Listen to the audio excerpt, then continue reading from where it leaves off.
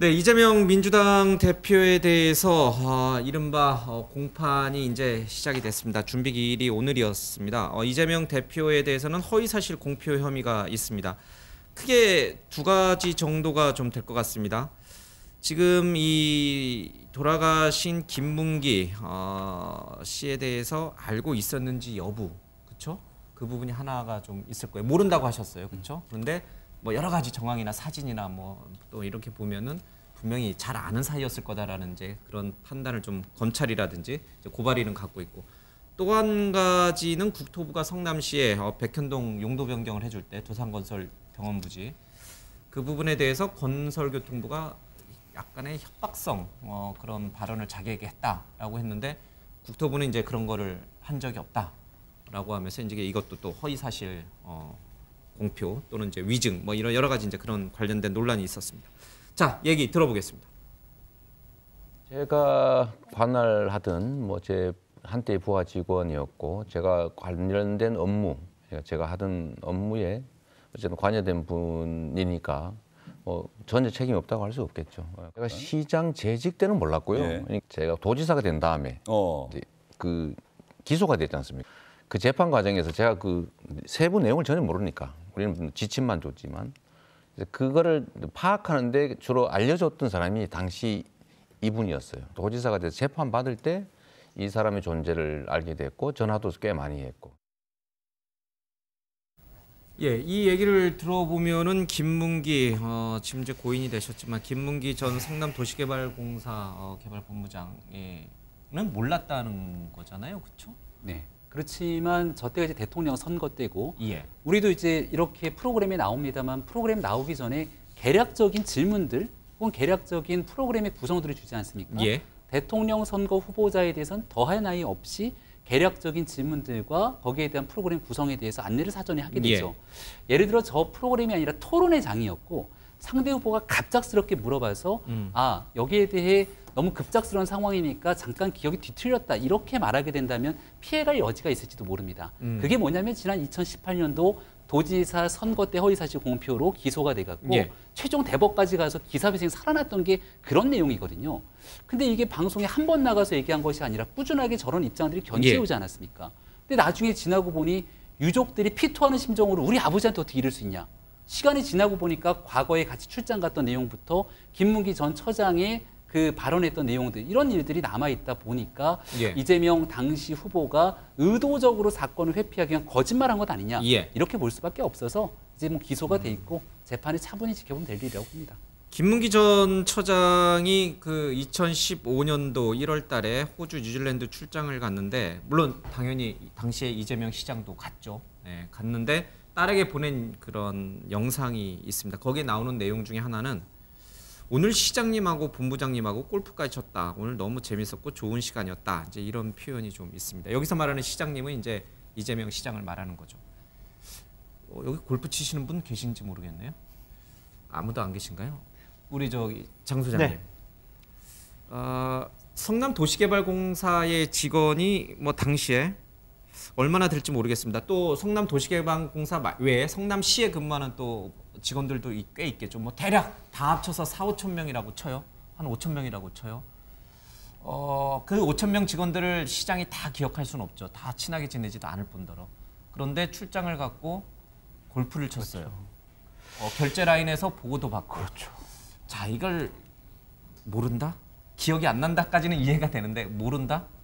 본인이 모른다고 하면 모른다라고 우리가 믿을 수밖에 없지만 여러 가지 정황적인 증거상을 보면 몰랐다라는 게 이해가 되질 않는 거예요. 앵커께서 잘 설명해 주셨잖아요. 지금 골프 쳤고 9박 11일 동안 호주에서 같이 출장 다니면서 사진도 찍고 밥도 먹고 저녁에 술도 먹고 같이 여러 가지 세미나도 참석을 하고 참관도 하고 이런 상황 아니었습니까? 더 중요한 것은 대장동과 관련해서는 김문기 처장이 직접 이재명 당시 시장에게 보고했다라는 그러한 문서도 나오고 있고 증언도 나오고 있고 이러지 않습니까? 그런데 몰랐다라는 것은 이해할 수가 없는 거죠. 그렇다면 왜 이재명 당시 후보가 몰랐다고 했을까? 알았다고 하면 본인이 대장동 여러 가지 의혹의 주범이 될 것 같으니까 결국에는 이 선을 김문기 처장 선에서 끊어야 되겠다라고 생각한 것이 아니냐. 그렇게 저희가 추측해 볼 수밖에 없습니다. 백현동 같은 건도 마찬가지예요. 국토교통부에서 협조 공문을 보냈는데 나는 협박으로 받아들였어. 글쎄요. 그 본인이 그렇게 느꼈다면 어쩔 수 없지만 여러 가지 본인이 아니라고 억지를 부려도 정황적인 증거들이 여러 가지가 나오기 때문에 이것은 재판을 좀 지켜보는 것이 낫겠다 싶어요. 이 얘기만 들어보면 이재명 시장이 김문기 전 처장을 몰랐다는 거는 잘 이해가 안 돼요. 납득이 잘 안 돼요. 근데 또 다른 한쪽에서 보면 저 김문기 처장하고 이재명 시장이 호주 뉴질랜드 출장 간 게 2015년이에요. 그렇죠? 그리고 6년이 지난 2021년도 12월 달에 지금 이재명 대표는 대선 후보가 돼서 이제 뭐 방송에 나와서 잘 모르겠다. 모르는 사람이다. 이렇게 얘기를. 그러니까 6년 7년의 그 기억이라는 시간에 머리 좋은 사람, 기억력 좋은 사람은 뭐 골프 친 사람 누구 뭐 다 5년 전, 10년 전 다 기억하겠지만 보통의 50대의 나이에 있는 분이 5년 전, 6년 전에 골프 친 사람을 기억할까? 그러니까 그렇기도 하고요. 그렇기도 하고 이제 큰 선거, 작은 선거를 여러 차례 치러본 또 제 자신의 선거를 또 여러 차례 치러본 저희들 입장에서는 이게 선거법을 굉장히 중요하게 생각을 합니다.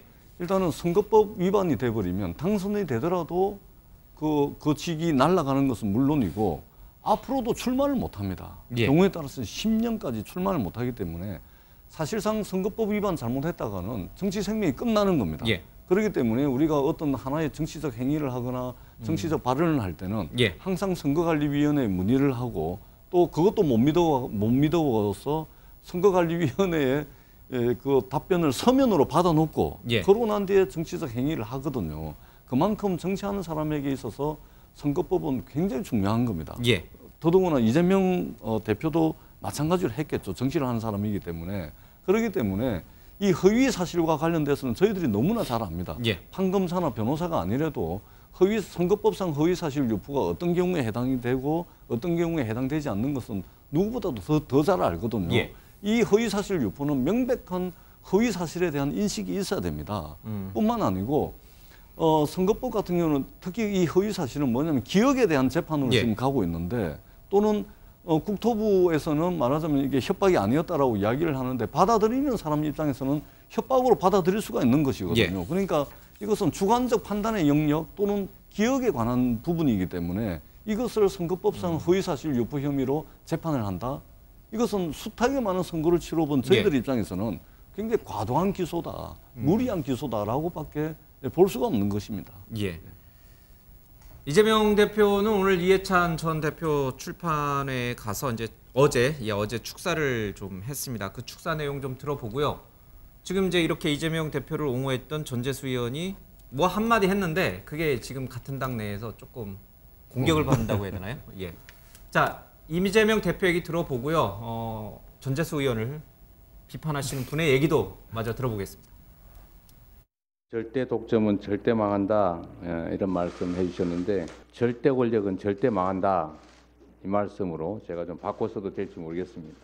민생과 경제를 챙기는데 총력을 다해도 부족할 시점에 국가 역량이 야당 탄압, 정치 보복에 소진되고 있습니다. 지금까지 만들어온 민주주의의 역사 퇴행하지 않도록 계속 이어갈 수 있도록 열심히 노력하겠습니다. 그리고 마침 오늘이 유신 쿠데타 날인데 일부러 잡으신 건가요? 참 생각이 많을 수밖에 없는 날입니다.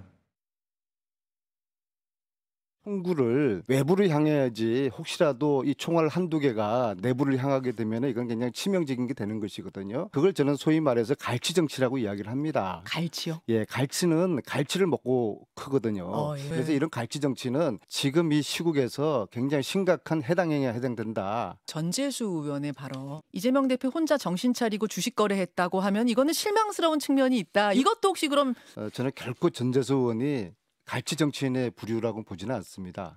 그런데 전재수 의원식처럼 나무라는 것은 너무 좀 과하지 않았나 저는 그렇게 생각되고요. 이재명 대표는 자신에 대한 검찰의 수사 또 이제 오늘 시작된 공판 여러 가지 등등이 유신 독재 또 절대 권력 뭐 이런 표현을 써가면서 좀 비판하고 있습니다. 안민석 의원의 얘기를 일단 좀 두 번째 듣게요. 박원석 의원님. 지금 안민석 의원이 말하는 갈치 정치는 아니세요? 옆에 앉아 계시지만. 예. 아니라고 하셨으니까. 제가 안민석 오늘 의원이 갈치 정치는 아니라고. 오늘 안민석 의원이 저 방송을 할 때 예. 제가 같은 스튜디오에 있었습니다. 제 앞 순서에서 방송을 해서. 그러면 안민석 의원이 말하는 갈치 정치는 일단 전재수 의원은 아니고요. 이거 명확해야 됩니다. 김용민 의원, 그러니까 이제 대통령 탄핵을 얘기했던 조응천 의원이나 박수현 전 수석을 지칭한 게 맞아요? 글쎄요, 뭐 애둘러 표현을 했지만 이러저러한 이른바 민주당 내에서 이른바 수박론이라는 게 있잖아요. 수박, 그렇죠. 네, 그것과 겉은 파랗고 안은 빨간. 그것과 비슷한 맥락으로 저런 얘기를 한 것 같은데 한마디로 지금 내부 총질할 때가 아니다 이 얘기를 한 것 같은데요. 저는 뭐 전재수 의원의 그 발언이 내부 총질이라고 생각하지 않아요. 이재명 대표 주식 얘기 비판하신 거예요. 네, 객관적으로 봤을 때 그 시점이라는 게 주식을 취득한 시점이라는 게 대선 직후잖아요. 대선 직후에 가장 어쨌든 상심하고 실망하고 좌절했을 당사자인데 지지자들까지 다 그랬으니까. 근데 그 시점에 주식을 취득을 했다.